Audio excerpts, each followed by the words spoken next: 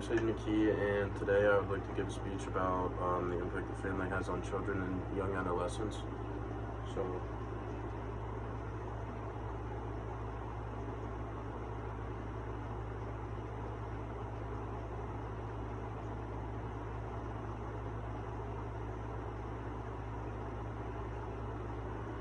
um, the influence that people have around you or will affect you for the rest of your life.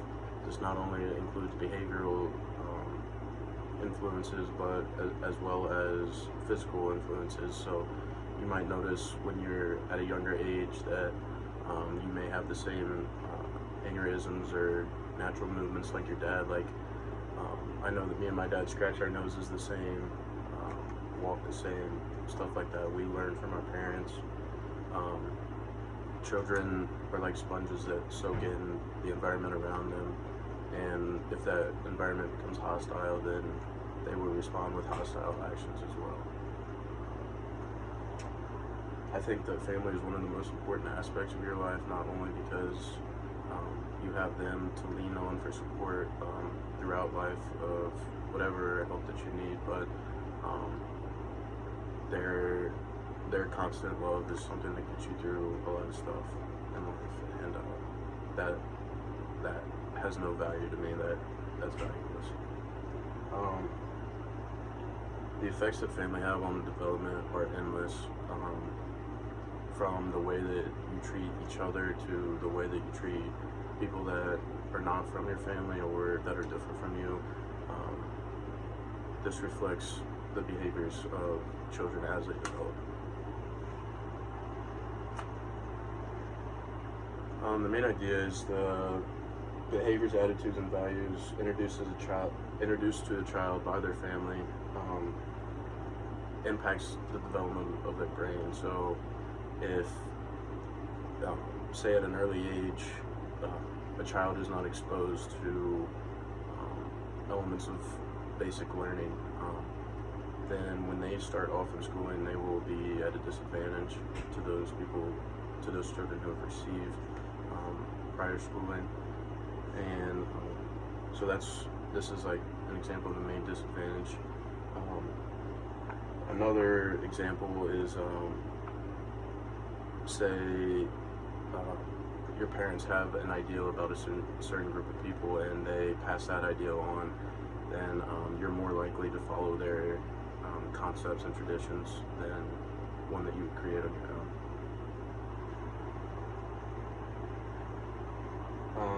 Relevance, like mentioned before, especially at an early age, children's brains are like sponges and they soak in the behaviors that they witness every day. Many kids' primary life goal is to have kids one day, so this is a very important topic when discussing the relevance, because without proper guidance,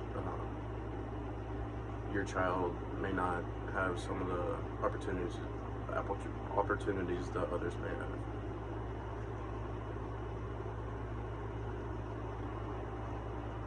Catastrophic family life can be detrimental and have a negative effect on children. And this is not only short term, this can cause long term mental health. Not to bring up extreme cases, but in cases of serial killers and people of that interest,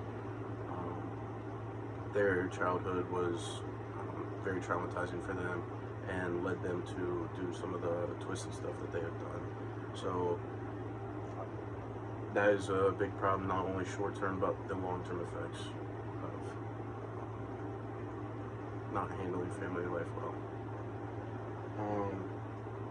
And one of the sources that I have, it is quoted as saying, young children's emotional health relies on the quality of their interactions they have with their primary caregivers.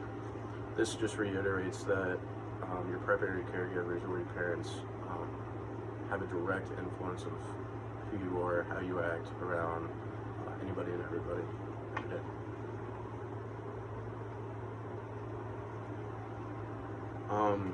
And another article that I found, it said that young children young children's neurocogens are easily malleable.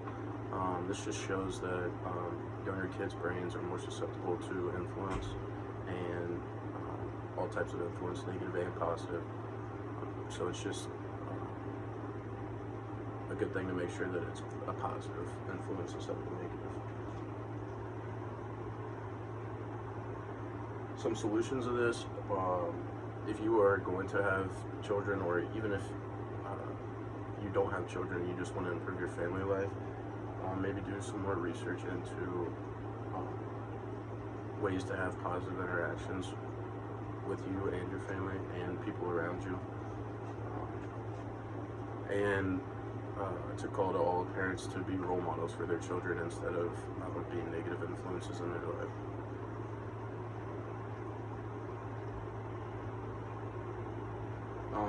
There's actually been a government organization put in place called the Nurturing Care Framework that actually shows how to handle children and the issues that arise when raising children. Number 1 is good health. Number 2 is adequate nutrition. Number 3 is responsive caregiving. Number 4, opportunities for early learning. And 5, security and safety.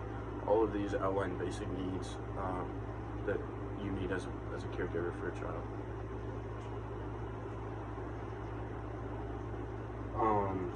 Conclusion, people need to take proper precautions before they have a person in this world, and I think everybody can learn from the lessons in this speech to treat your family with a more positive attitude and outlook on life, and thank you for listening.